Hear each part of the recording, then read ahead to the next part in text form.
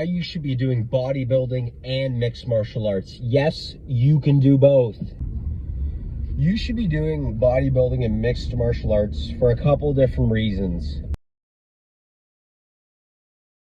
But the number one being, you see a lot of people in the MMA, they say, oh, I got all these skills, I can do this and that. This guy who lift weights, they wouldn't do anything, I'd beat him in a street fight. That's the biggest thing. I find both bodybuilders and MMA fighters are extremely insecure. Me doing both, so that including me, but I find that's one of the biggest things, is both have something on the other that they love to just make fun of. For example, MMA fighters, like, with all that muscle, you ain't gotta do shit in a fight. I would beat you up. I would do this and that. You're done. All this shit. Stuff. YouTube. Don't want to get demonetized. Even though I'm not even monetized, you know?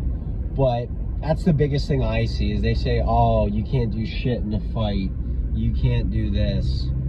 And to that, I say that's true partially. You can have all the skill in the world, but if somebody is just bigger than you, there's nothing you can do. And martial arts is a way of bridging that gap. We've seen it prior in the UFC. Royce Gracie using jiu-jitsu originally. You've seen smaller guys beat up bigger dudes. That's one example of that. But in a street fight, if somebody is bigger, like some big, just massive bouncer, you know which guy I'm talking about. You know the type of dude. They're just going to beat you up.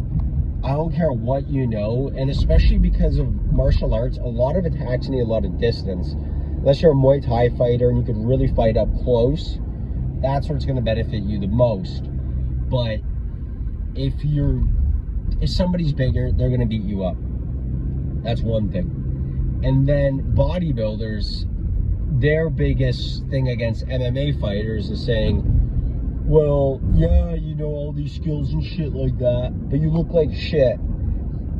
And that is partially true. Not saying like I look the best in the world, but you look at some fighters, especially like 155 to about 135, they don't have a lot of muscle. And it's not, and yes, the muscle is important, like how much muscle you have, but it's also the way the muscle looks. I would rather have a smaller physique, but have more etched out muscles than just like big, blocky, have muscles that just don't look good. That's the biggest thing that bodybuilders always say about MMA fighters, and it's partially true, because a lot of them don't look good, especially if they're not getting ready for a fight, because when you lose weight, that's when your muscles look popping. That's when you can actually see definition, your muscle bellies, you can actually see everything. When you're not cutting, and say you don't lift weights, or you're not getting ready for a fight rather, you're just gonna look like an average dude, in some cases worse, because these guys they'll have disproportionate physiques. And yeah, the main point of what I'm saying is do both.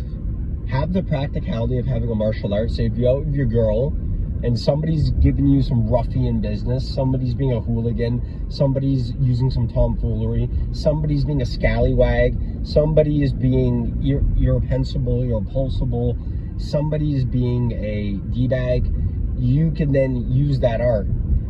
That's number one. Number two, lift weights. Because what lifting weights is like a nuclear bomb.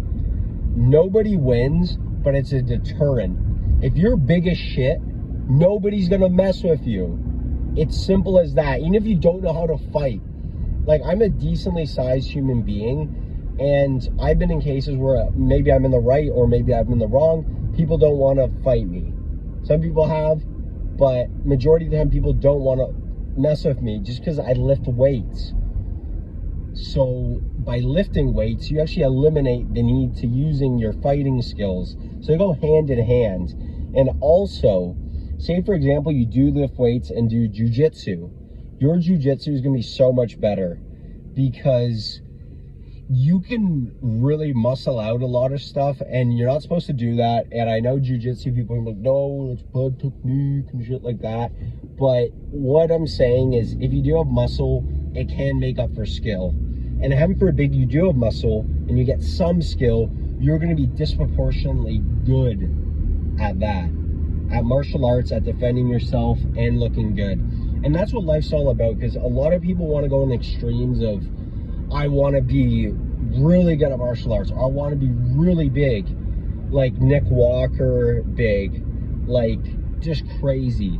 Even guys like Chris Bumstead, like I've met Chris Bumstead a couple times, not in the sense of like we're buddies, just at expos, once at a bodybuilding show when I was doing bodybuilding, and he's big as shit. He's bigger in person than he looks on the like on camera, on stage. In person, he is so much fucking bigger. It is ridiculous.